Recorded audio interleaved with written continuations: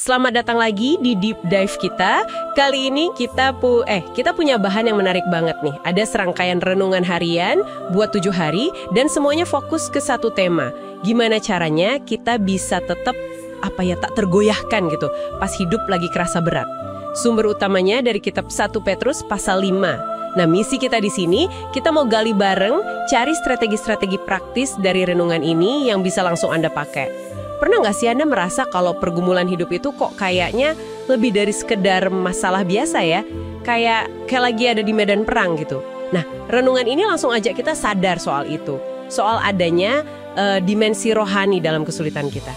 Oke, mari kita coba bongkar ya, gimana sumber ini ngebekali kita. Iya, yang langsung kelihatan menarik itu, gimana sumber ini langsung buka pakai peringatan keras dari 1 Petrus 5 ayat 8. Yang bunyinya, sadarlah dan berjaga-jaga. Lawanmu, si iblis, berjalan keliling sama seperti singa yang mengaum-aum, mencari orang yang dapat ditelannya.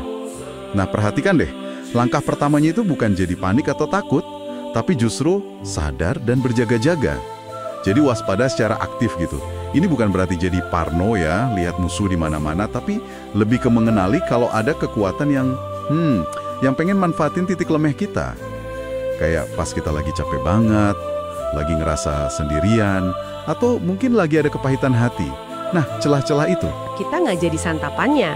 Sumber ini kan nawarin beberapa langkah kunci nih. Dan yang pertama, jujur agak bikin kaget.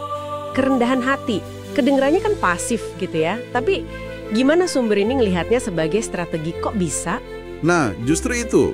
Sumber ini menempatkan kerendahan hati yang disebut di 1 Petrus 5 ayat 6. Ayatnya kan bilang, rendahkanlah dirimu di bawah tangan Tuhan yang kuat. Nah, itu dilihat bukan sebagai kelemahan, tapi malah jadi kayak manuver strategis pertama kita. Ini kebalikan langsung dari kesombongan yang justru jadi sumber kejatuhan lawan yang tadi disebut. Merendahkan diri di sini artinya kita secara aktif mengakui, oke, saya butuh kekuatan Tuhan, saya butuh hikmatnya, bukan ngandalin diri sendiri. Dan ini dipraktikkan sehari-hari loh. Misalnya, ya mengakui kita butuh bantuan Tuhan dalam kerjaan, atau memilih lebih banyak dengerin daripada ngomong, termasuk juga bersyukur pas berhasil, dan percaya sama waktunya Tuhan, nggak maksa kehendak kita sendiri. Gitu sih. Wah, menarik banget cara ngelihatnya sebagai langkah aktif ya. Oke, setelah merendah, ada langkah berikutnya yang rasanya lebih ofensif gitu ya, yaitu melempar kekhawatiran. Saya jadi penasaran, gimana renungan ini nyambungin antara auman singa tadi sama kekhawatiran kita sehari-hari? Koneksinya kuat banget. Menurut sumber ini, jadi auman singa itu seringkali manifestasinya dalam bentuk bisikan-bisikan kekhawatiran dan ketakutan, yang tujuannya ya bikin kita lumpuh, nggak bisa gerak. Makanya perindah di ayat 7 itu jadi kerasa radikal banget. Dikatakan, serahkanlah, atau kalau lihat bahasa aslinya bisa diartikan, lemparkanlah segala kekhawatiranmu kepadanya. Ini bukan berarti kita cuek atau masa bodoh ya, tapi ini tindakan aktif. Kita secara sadar mindahin beban itu, dan kuncinya ada di alasan dibaliknya, sebab Ia yang memelihara kamu. Nah, jaminan pemeliharaan Tuhan inilah yang jadi dasar kita berani nukar kekhawatiran kita dengan kepercayaan sama Dia. Kita nggak melempar beban itu ke ruang hampa, gitu. Ada yang nangkep? Oke, jadi tahapannya sadar, terus merendah, terus melempar beban. Nah, setelah itu, gimana kita secara aktif melawan? Kan ayat 9 nyebut soal melawan tuh. Perlawanannya, kata sumber ini adalah dengan iman yang teguh. Iman di sini digambarkan bukan sekedar perasaan ya, tapi lebih kayak perisai. Perisai buat nahan serangan keraguan. Dan juga sebagai pedang, yaitu kebenaran firman Tuhan. Maksudnya, ya ajaran dan janji-janji Tuhan yang kita pegang teguh. Perintahnya kan jelas, lawanlah. Artinya, berdiri teguh di atas keyakinan itu, jangan mundur. Tentu aja, iman yang kayak gini perlu terus dipupuk. Perlu dilatih terus-menerus. Caranya, ya dengan merenungkan kebenaran Tuhan itu. Berdiri teguh, tapi sumber ini juga kan menekankan kalau kita nggak berjuang sendirian dalam hal ini ya. Gimana peran komunitas di sini? Nah, ini dia. Ini poin krusial yang kadang suka kelewat. Ayat 9 bagian akhir itu kan ngingetin kita. Kamu tahu bahwa semua saudaramu di seluruh dunia menanggung penderitaan yang sama. Kesadaran ini bahwa kita ini bagian dari satu keluarga besar global yang juga ngadepin tantangan serupa, itu jadi penangkal langsung buat taktik isolasi si lawan.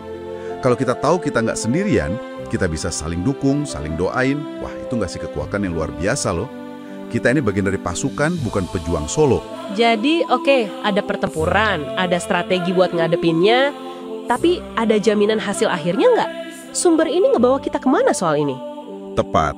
Ini klimaksnya nih. Sumber ini negasin kalau penderitaan yang kita alami, seberat apapun rasanya sekarang, itu cuma seketika lamanya. Itu kata ayat 10 bagian awal. Jadi ada perspektif kekekalan di sana. Dan yang paling penting, ada janji langsung dari Tuhan sendiri. Dia nggak cuma nonton dari jauh, tapi dia berjanji akan melengkapi, meneguhkan, menguatkan, dan mengokohkan kamu. Itu ayat 10 bagian akhir. Jadi, kekuatan kita buat bertahan, bahkan buat menang, itu ultimanya datang dari Dia. Siapa Dia? Allah sumber segala kasih karunia. Oke, wow. Semua strategi dan janji ini, kalau ditarik ke kehidupan sehari-hari, apa artinya secara praktis buat Anda yang lagi dengerin sekarang? Mungkin yang lagi di tengah pergumulan berat. Artinya gini, Anda itu nggak dibiarin tanpa pertahanan. Anda punya semacam persenjataan rohani gitu untuk tidak gampang goyah. Kuncinya ada di rangkaian tindakan tadi.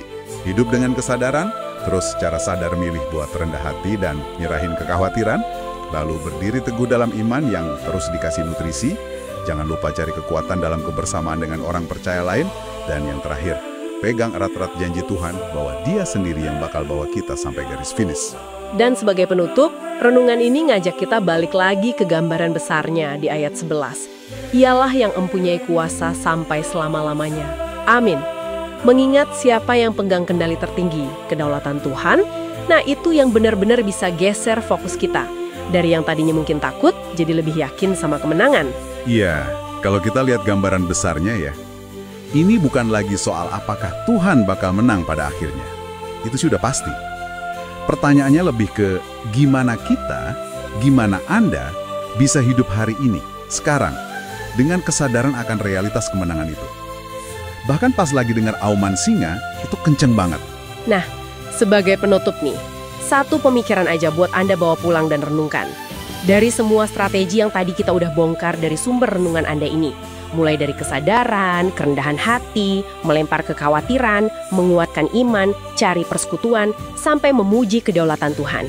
Coba pilih, mana satu langkah kecil aja yang paling mungkin Anda ambil hari ini untuk secara aktif berdiri teguh, bukannya malah merasa lumpuh sama auman dalam hidup Anda.